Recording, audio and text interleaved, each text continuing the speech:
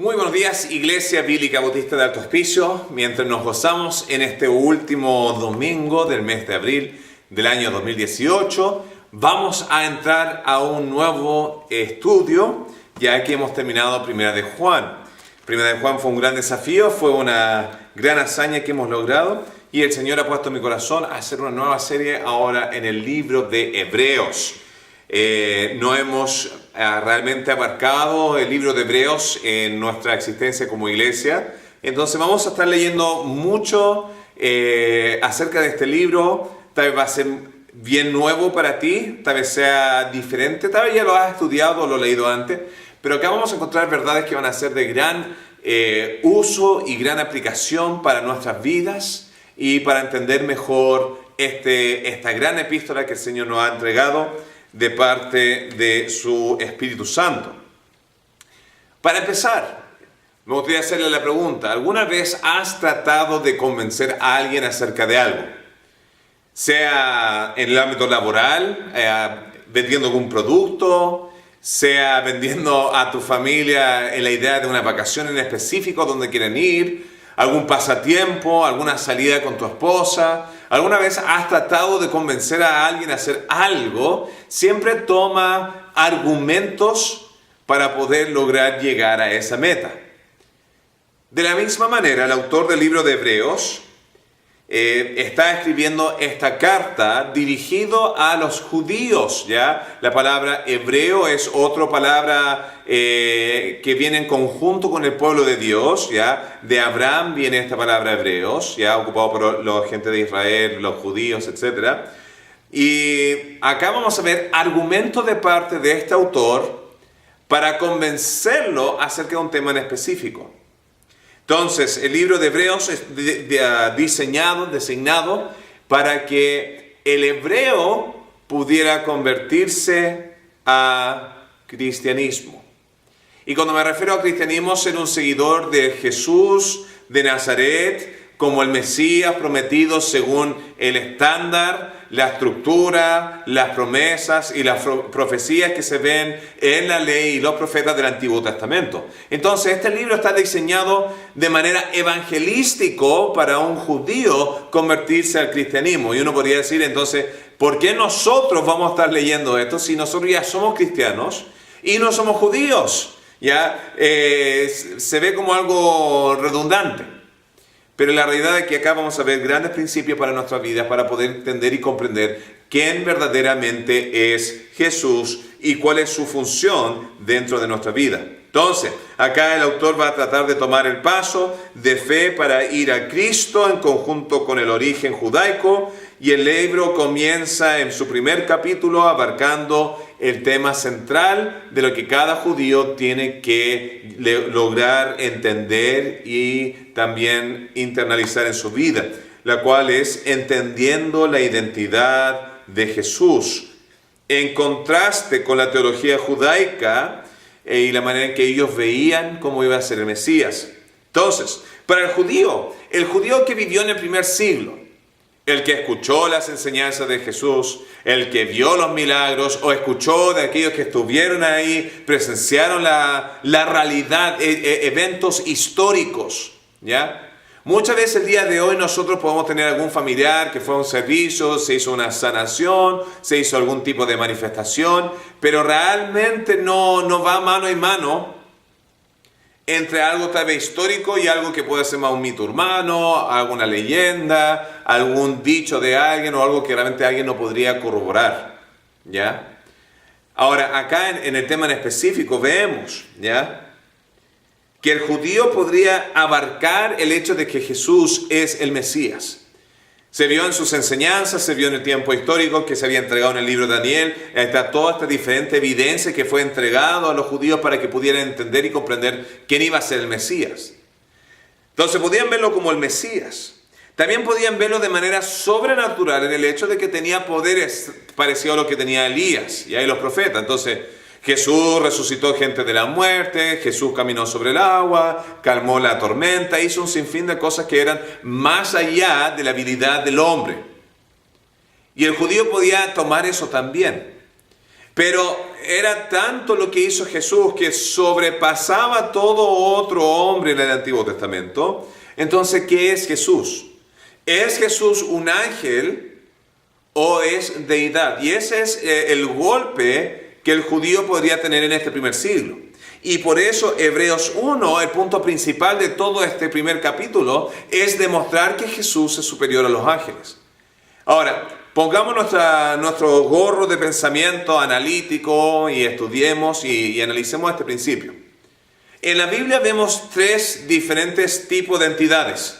Tenemos la raza humana, que somos todos nosotros. Nosotros sabemos que existimos porque nos vemos cada día, ¿ya? Somos de carne y piel, somos humanos, tenemos sentimientos, tenemos el alma, tenemos un sinfín de cosas, sabemos lo que es un hombre porque somos un hombre.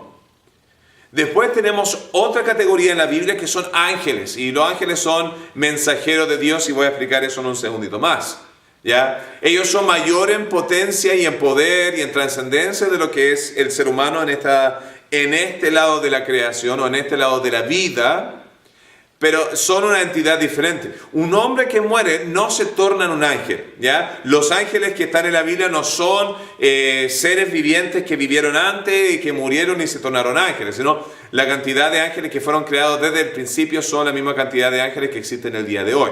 Y están en dos modalidades: los que siguieron a Jehová, ya 2/3 de los ángeles, y 1/3 que se rebeló y fue tras Satanás, Lucifer, a Lucero, y ellos son los demonios del día de hoy. Y hay una tercera categoría de identidad, y ese es aquello que es deidad. Vemos a Jehová, vemos a Dios, el creador, el salvador, el juez, el dueño, todo este atributo de acá arriba de Dios, ¿ya? Entonces aquí estaba el judío en el primer siglo chocando, viendo, ¿es Jesús un ángel o es Jesús Dios? Ahora, hay instancias en el Antiguo Testamento y hay instancias en el Nuevo Testamento donde podríamos confundirnos con la identidad de Jesús como un ángel. Y para eso debemos entender qué significa la palabra ángel. Entonces, la palabra ángel es una transliteración de lo que es la palabra ángelos o águelos, que es mensajero en el griego, que es equivalente al Antiguo Testamento en el hebreo, que es malak, de donde tenemos el libro de Malaquías o mensajero. Un malak era un ángel en el Antiguo Testamento. Jesús, en el ámbito de mandar un mensaje como mensajero del Padre, era malak o ángelos, porque venía con un mensaje, pero no es un mensajero en el ámbito, o sea, no es un ángel según esa categoría que habíamos hablado de humano, angelical y deidad. Y eso es lo que está tratando de explicar el autor del libro de Hebreos, donde le está diciendo, ¿a cuál de los ángeles se le dio esto? ¿A cuál de los ángeles se le ha dicho esto? Entonces vamos a ir a la palabra de Dios, ¿ya? Para sacar nuestras conclusiones. En versículo 4 en adelante dice, hecho tanto superior a los ángeles, Cristo, y esa palabra hecho es siendo establecido más allá, ya, que un ángel, cuánto heredó más excelente nombre que ellos, porque ¿cuál de los ángeles dijo Dios jamás, mi hijo eres tú, yo te he engendrado hoy? Y otra vez dice, yo seré a él padre y él me será a mi hijo. Y esta es la primera evidencia de la diferencia entre Jesús siendo un ángel, lo cual algunas sectas el día de hoy creen, y siendo deidad. Más adelante, ¿ya? Vemos en versículo 6, vamos a regresar ahí, el tema de la naturaleza de Cristo, ¿ya? Siendo un hijo de algo. Cuando hablamos del concepto de hijo, hay muchas cosas que vienen a la mente porque hay diferentes factores, ¿ya? Por ejemplo, para que haya un hijo debe haber un padre y una madre. Pero en el caso de Jesús, Jesús no tuvo una madre celestial, sino está el Padre celestial, ¿ya? Entonces, no está hablando de que un hombre y una mujer se juntó y dio a luz a Jesús, sino vemos el tema de una relación. Vemos otro tema que es la naturaleza. Ahora, la Biblia habla acerca del pueblo de Dios como hijo de Dios, pero lo habla de una manera de adopción y no de procreación o que fue engendrado, sino está hablando acerca de yo te he adoptado para ser parte de la familia de Dios. Pero en el caso de Jesús, tomemos el caso de Jesús con el Padre y comparémoslo con un árbol, ¿ya? Un árbol, ¿ya? Si da una semilla que va a producir. Otro árbol de la misma naturaleza. Un animal, cuando engendra otro animal, va a dar a luz otro animal de la misma especie, de la misma naturaleza. Lo mismo con el hombre. El hombre, cuando da a luz, no va a dar a luz un árbol ni un animal, ¿ya? Aunque tal vez tengan hijos que se comporten como animal, y ese es un tema completamente aparte. Y el punto principal acá es, volviendo al tema, de que la naturaleza de Jesús, siendo el Hijo de Dios, tiene que ser también de aquella naturaleza divina. Además, tenemos versículo 6, además superior a los ángeles, dice así: y otra vez cuanto introduce al primogénito en el mundo, dice: adórenle todos los ángeles de Dios. Y vamos a hablar acerca de ese punto un ratito más, pero además de ver que es superior a los ángeles, ya tiene la naturaleza de Dios, tiene la adoración entre los otros ángeles y la creación de adorar a Jesús. Además, versículo 8 dice: más del Hijo dice: tu trono, oh Dios, por el siglo del siglo, cetro de equidad es el centro de tu reino. Y acá está hablando de la confirmación del reino de Jesús, otro punto superior a los ángeles. Porque ¿a qué ángel se le ha dado un reino? A ninguno. Después vemos versículo 13. Pues ¿a cuál de los ángeles dijo Dios Jehová: siéntate a mi diestra hasta que ponga a tus enemigos por estrado de tus pies? Entonces, ahí hace contraste, porque el versículo 14 dice que los ángeles son espíritus ministradores enviados para servicio a favor de los que serán herederos de la salvación. Entonces, aunque los ángeles tienen mayor potencia, son sujetos al servicio del hombre. En ese ámbito, en la jerarquía, los ángeles son inferiores en el tema de la jerarquía de la importancia de un hombre, aunque tenga mayor fuerza, mayor potencia, mayor gloria.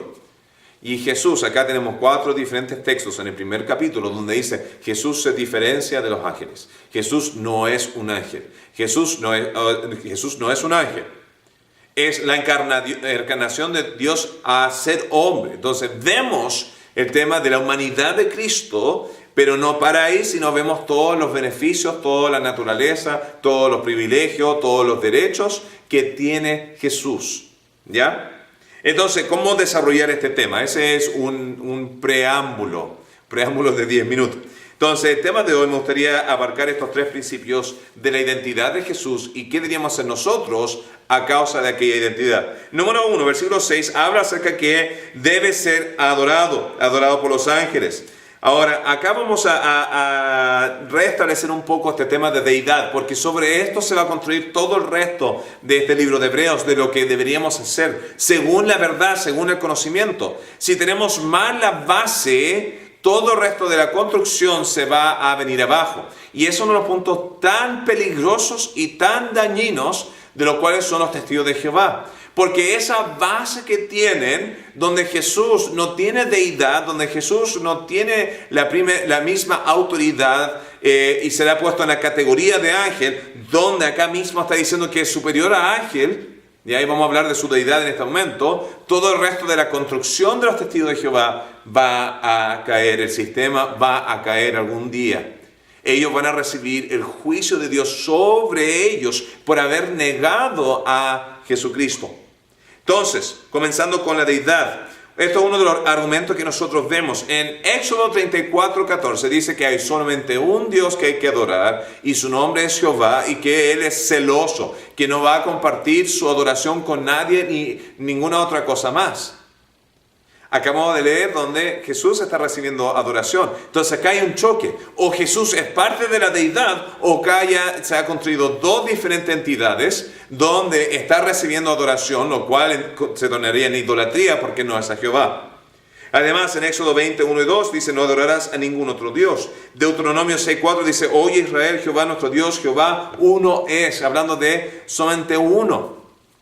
Isaías 43:10 además también está hablando acerca de este concepto de uno solo, el primero y el último, el alfa y el omega que se menciona en el libro de Apocalipsis, y no hay ninguno otro más. Entonces, todo este tema hay una gran lucha para el judío del primer siglo, y lo cual se traduce el día de hoy con algunas de las sectas, que es: o Jesús es un Dios inferior o es un ángel, pero está recibiendo gloria. Entonces, el monoteísmo que se enseñó en el Antiguo Testamento se ha completamente disuelto a un politeísmo, un duodeísmo, donde se está adorando a dos entidades separados. Pero la Biblia es congruente y dice que son uno, y esa es la unidad, la Trinidad. ¿Ya? Trinidad significa los tres unidos con el Espíritu Santo.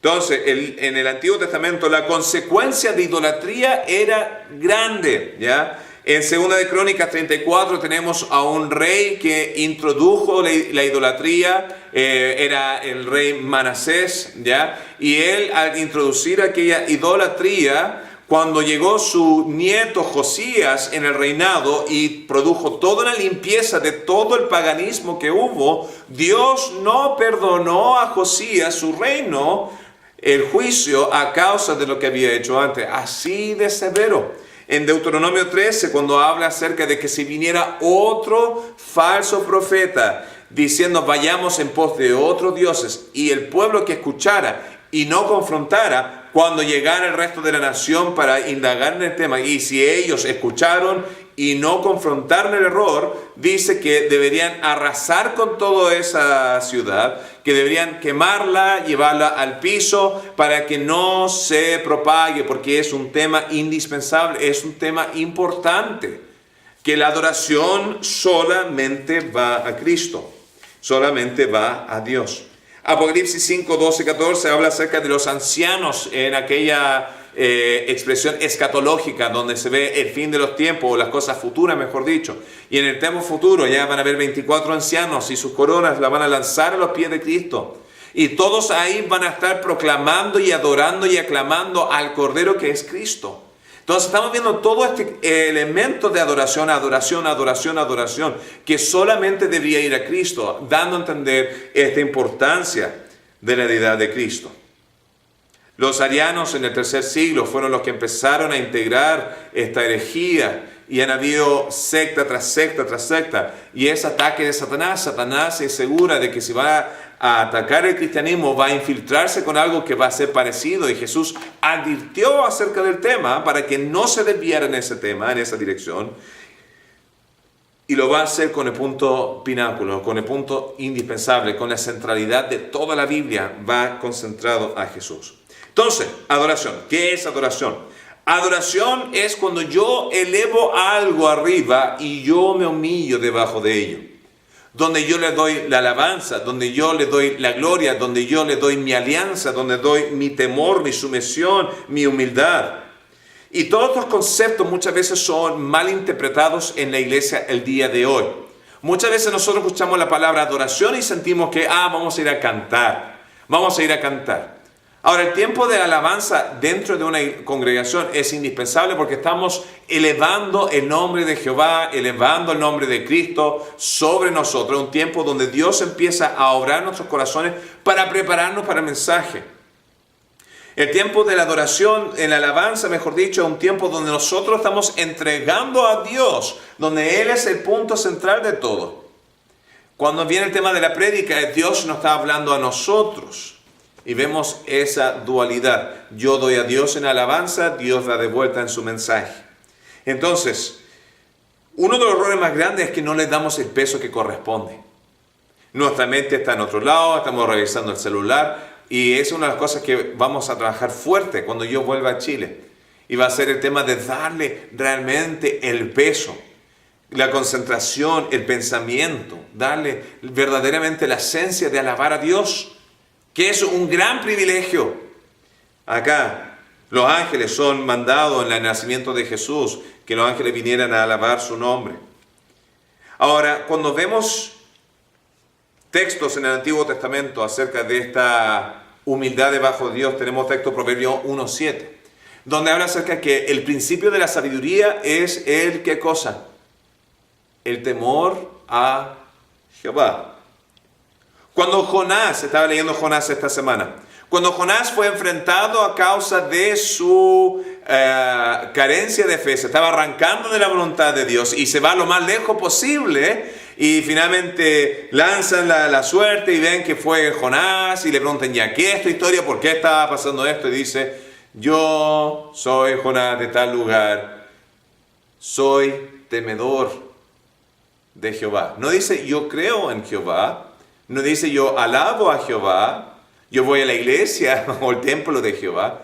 Dice yo temo a Jehová. Esa era su manera de expresar su fe. Y hay que nosotros tener eso en consideración. Incluso cuando Jesús fue tentado. Ponte, arrodíllate ante Satanás y adórale y te daré todas las naciones. Y él dice, no, escrito está que solo adorarás a el Padre. Y él está haciendo referencia al Antiguo Testamento. Y uno si va al Antiguo Testamento, lo cual me gusta hacer ese tipo de referencia. En Deuteronomio 6:13, la palabra adorar no es usado en el Antiguo Testamento, sino la palabra temer. Solamente van a temer a Jehová. Vean, hay mucha gente en el Antiguo Testamento que creía en un sinfín de dioses y tenía que tomar la decisión ya, ¿a cuál de todos estos dioses que existen me voy a hacer bajo alianza? Voy a respetar, voy a obedecer, voy a adorar, voy a temer. Un Nuevo Testamento sin el Antiguo es un cristianismo bastante débil. Y eso es lo que se está viendo en muchas iglesias al día de hoy. Ahora, no estoy en contra de la gracia, no estoy en contra de las epístolas, no estoy en contra de toda la enseñanza del Nuevo Testamento.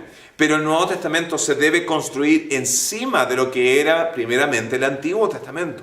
Y en el Antiguo Testamento, ¿qué tenemos? Tenemos la grandeza de Dios, el temor a Dios. Y esa era la base del judío, de tener este respeto de la soberanía y de la limpieza y de la pureza y de la santidad de Jehová. Y añade eso cuando vino Cristo, donde la gente estaba en temor porque Dios es tan grande. Y ahí viene a traer la restauración a través de la compasión de Dios. Y esa es la segunda imagen. Un cristianismo actual que olvida el Antiguo Testamento es un cristianismo débil. Un cristianismo actual donde se olvida del Nuevo Testamento termina siendo un cristianismo abusivo. Entonces, volviendo al tema de la adoración, ¿por qué adoramos a Dios? Me gustaría compartir contigo 3 razones por las cuales nosotros adoramos a Dios o alabamos su nombre, magnificamos su presencia. Número 1, por los atributos que aprendemos acerca de Él. Nosotros vemos en el libro de los Salmos que Dios es un Dios de grandeza, de santidad, de hermosura. Vemos su misericordia, su juicio, su perfección, su perdón. Vemos un sinfín de cosas que atribuye quién es Dios en esencia. ¿Ya? Piénsalo. ¿Ya? Cuando tus hijos piensan acerca de ti, ¿qué piensan acerca de ti? Ah, él es gruñón. Ah, no, ella es buena. Ella es mala. Ella esto, él es esto, él lo... Ya. Hay pensamientos según tus acciones determinan tu personalidad. Y nosotros comenzamos a adorar a Dios a causa de su personalidad, porque Él es bueno. Y Él es superior, y Él es grande. Eso nos lleva después al segundo principio de por qué adoramos a Dios, y es por su obra global. Y en su obra global, el punto principal, el punto primordial donde nosotros ponemos toda nuestra atención, nuestro gozo, nuestro estudio, es centrado en la obra de Cristo en el Calvario. Su salvación, su sangre vertida por nosotros, el lavamiento de nuestro ser, la justificación que tenemos ahora, la santificación que tendremos allá y la glorificación que tenemos en la eternidad. Todas estas cosas que Dios está haciendo globalmente a través de Jesucristo es cosas que somos dignos de adorar. La razón por la cual cambiamos de sábado a domingo, ¿ya? La razón por la cual no somos bautistas del séptimo día, como solía haber algunos bautistas que se juntaban los días sábados, es por el punto principal de que estamos glorificando, agradeciendo, adorando, gozándonos, celebrando el hecho de que Cristo resucitó de la tumba y por eso tenemos salvación. Y esa es la obra global por la cual adoramos. Y esas son las canciones que tenemos cada domingo, celebrando su resurrección, celebrando su muerte, ¿ya? No porque estamos gozosos de que haya muerto, pero a causa de su muerte tenemos aquella salvación. Pero además celebramos, adoramos y alabamos su obra individual en nuestra vida. Del trabajo que tú tienes, o la salud que te ha adquirido, o la solución de tus problemas, o la parte personal. Tu vida es un libro de cómo Dios ha estado obrando. Por eso la obra de Dios nunca se acaba. Por eso se podrían escribir libros y libros y libros y libros y libros y libros y libros sin parar de la obra de Dios, porque Dios sigue actuando, sigue obrando, sigue en su esencia guiándonos en cada paso. Y esas son las cosas que nosotros agradecemos y nos glorificamos, o sea, glorificamos al Padre por todo lo que Él está haciendo ahora. Además de los atributos, su obra global y finalmente su obra individual. Mi esposa y yo habíamos ahorrado dinero algunos meses atrás antes de venir a Estados Unidos, pero tuvimos que gastarlo en trabajo de dentistas a mi hija. Y nuestros recursos bajaron drásticamente. Cuando llegamos a Estados Unidos teníamos que hacer un viaje desde Florida hasta el estado de Missouri. Y en todo ese evento teníamos dinero pronosticado para llegar desde Florida hasta nuestro destino final, pero haciendo las matemáticas, era un viaje de 4 días, estábamos 10,000 pesos bajo, y era 10,000 pesos en benzina. Ahora yo soy un hombre de fe, entonces yo sé que aquella fe me va a mover el auto, ¿cierto? No, necesita ponerle benzina y ahí va a moverse. Ahora mi esposa y yo, nosotros hemos honrado a Dios con nuestros diezmos, nosotros diezmamos en la iglesia en hospicio. Nosotros hemos honrado al Señor con nuestros recursos, con nuestras oraciones, con nuestro tiempo, nuestros talentos. Todo lo que nosotros tenemos, honramos a Dios con lo que tenemos. Ahora, llega un punto donde ya habíamos topado con nuestra tarjeta de crédito, no teníamos nada más y estábamos 10,000 pesos bajo. Estaba nevando afuera, no nos podíamos quedar en el auto, teníamos reservado una habitación y nuestro cheque de ingreso iba a llegar el día siguiente y estábamos justo en ese periodo de víspera, o sea, un poquito pasado lo que era la víspera de Navidad y estábamos así con todo el tiempo y a un punto decimos, Señor, este es tu problema, no es nuestro. Te hemos honrado, te hemos puesto primero todo. No obstante, llegó el día 1, llegó el día 2, llegó el día 3 y todavía no nada. Y de repente paré el vehículo en una tienda porque tenían unas Biblias a la venta y me llamó la atención, paré el auto ahí y las niñas jugaron, vieron lluvia, no tenemos nada de lluvia en Altos Pisos, como ustedes lo saben. Y después de estar ahí como una hora y media, nos subimos al auto y estábamos listos para irnos. Mientras prendo el auto empieza a llegar una mujer afroamericana. Y yo cuando la vi dije, me va a estar pidiendo dinero, entonces empecé a ver si tenía algo que darle, alguna moneda, algún sencillo, lo que sea, y toca la ventana, bajo el vidrio y digo, sí, te puedo ayudar en algo, y ella dice, solamente sentí que tenía que darte esto, y saca un billete de $20, que es 10,000 pesos, y me lo entrega. Coincidencia, ¿cierto? Esa mujer, nunca más la vi, esa mujer nunca va a saber el impacto que ella hizo del recordatorio de que cuando uno pone a Dios primero, Dios nunca se olvida. Y esa es una de las muchas historias de las cuales yo podría compartir, de cómo yo alabo a Dios. Porque cuando nada más podía salvarnos, ahí Dios se mantuvo fiel. Luego vamos en Hebreos, ya entonces hablamos de adoración, ahora versículo 8, acerca de la identidad. ¿Qué debemos hacer con esta identidad? Versículo 8. Dice, más del Hijo, dice, tu trono, Dios, por el siglo del siglo, cetro de equidad es el cetro de tu reino.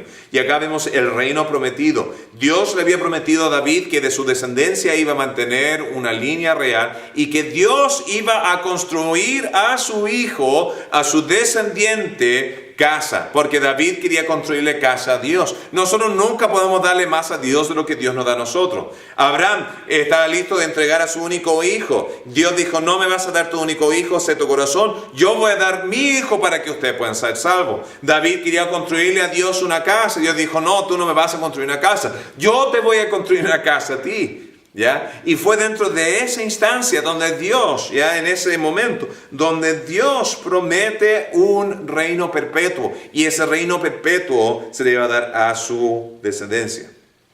Y lo que Dios prometió, así Dios cumplió en Jesucristo, en su reino.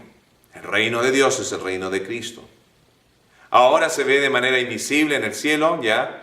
Hay elementos del concepto de un conocimiento de lo que es la iglesia, pero la iglesia es la asamblea local.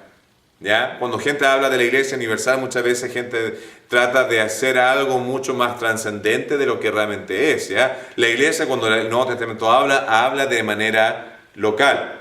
La Iglesia Universal, como se conoce, o la Iglesia en general, la conglomeración de todo, se va a ver en las bodas del Cordero. Y ese es el reino donde Cristo va a gobernar. Ahí se ve de manera invisible, pero eventualmente se va a ver de manera física.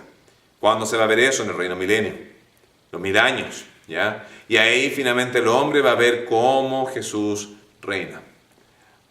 Ahora, avanzando con esto, el gobierno de Cristo es un gobierno que es eterno. Es un gobierno que no para, que no termina. Hemos visto imperios y dinastías que han sido largas. Por ejemplo, en Japón el día de hoy, el imperio de Japón ha tenido la misma línea real por más de 2600 años. Desde 600 años antes de Cristo hasta ahora ha habido esa misma familia, la dinastía, y ha perdurado, y tal vez perdure mucho más. La reina de Inglaterra, la monarca más larga de Inglaterra, ya tiene más de 90 años de edad, ha estado en el reinado más de 65 años, el monarca más largo del reinado de Inglaterra. No obstante, no se va a comparar ninguno de estos dos con el reinado de Cristo. El reinado de Jesús es uno perpetuo, es uno eterno, es uno que no va a parar nunca. Ese es el reino que Dios tiene prometido. Entonces, ¿qué vemos con todo esto? ¿Ya? Para empezar, vemos un nivel de confianza que podemos tener. Un nivel de confianza que Dios nos ha entregado. De que si Él promete que va a hacer algo en el pasado, Él va a cumplirlo. Porque es un Dios de palabra. Y si ese es el caso, nosotros debemos poner nuestra confianza en Él. De saber de cómo Él promete, Él también cumple. Si podemos confiar en la salvación, ¿cuánto más nosotros podemos confiar en el diario día? ¿Cuánto más podemos confiar en las decisiones difíciles? ¿Cuánto más podemos confiar en nuestro diario caminar? Porque Dios está encargado. Tengamos eso en nuestra mente, contemplemos esas verdades. Finalmente, para hacer este mensaje breve, para llegar al grano, en versículo 13 habla acerca de que va a someter todos sus enemigos debajo de sus pies. Y ahí es donde nosotros tenemos que tomar la decisión. Vamos a tener que tomar una decisión. No hay un punto neutral, no hay un punto medio. O eres a favor de Cristo o estás en contra. No nos gusta ese pensar, pero es una realidad. Y si Cristo va a ganar, lo más sabio, lo más lógico, lo más justo y lo mejor, lo más bueno, es aliarnos con Él. Pero si nosotros decidimos no ser del reino de Cristo, estamos siendo del reino de Satanás. Hebreos 1. Esta es la identidad de Cristo. Este es el Cristo sobre el cual todo el resto del edificio que Dios está haciendo de su reino está construyendo. Espero que el Señor te bendiga el día de hoy. Espero que puedas aplicar estas verdades que Dios ha puesto en su palabra, de la adoración que Él merece, del reinado que Él está haciendo y finalmente de la decisión que nosotros tomamos de aliarnos y ser parte del equipo ganador. Que el Señor les bendiga, tenga un muy buen resto de la semana. No se olviden, próximo domingo es el aniversario. Vamos a estar cumpliendo 3 años. Momentos bien especiales, con muchos recuerdos, con muchas victorias, con algunas lágrimas por aquí y por allá, pero no obstante un momento donde nosotros podemos recordar la obra maravillosa que Dios estaba haciendo en nuestras vidas, porque Él es bueno, digno de nuestra adoración, digno de nuestra sumisión y digno de nuestra alianza. Que el Señor le bendiga. Amén.